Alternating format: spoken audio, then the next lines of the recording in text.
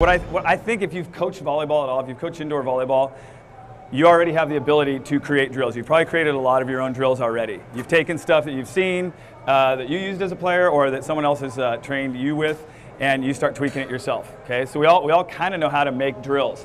So in a way, I'm kind of just shooting down what I'm about to show you, all these drills, but at the same time, I want you to understand that you guys can make great drills yourselves.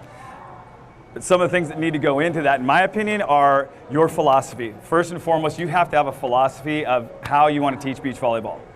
And it should be something very, very simple.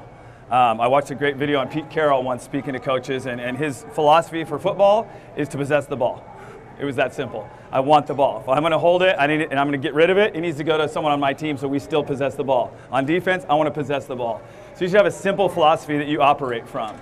My philosophy basically is the team that gets into the most quality hitting position the most often will win. You know, the team that ends up here, balanced, swinging high, they're usually going to win the battle. And so what I do is, from that philosophy, is I just try and work backwards. How can I get into that position as often as possible, right? So if what I want to do is end up being an attacker on every play up at the net, I get up to where I want to attack from. For me, I like it 2 to 3 feet off all the time. I get in a position where I want to swing somewhere on the net, and I start working backwards. How am I going to get here?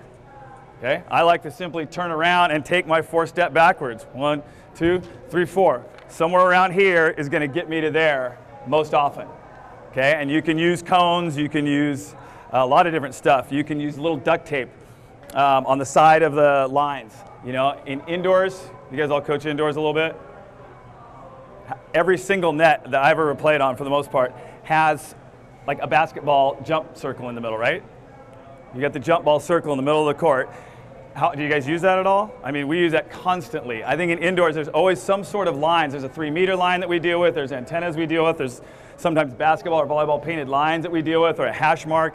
And those end up being key things for us to use. You know, when we run, you know, a back one, we're running on the edge of that basketball circle. Our 32 is on the edge of that basketball circle. I highly encourage you to design your beach court with some form of feedback.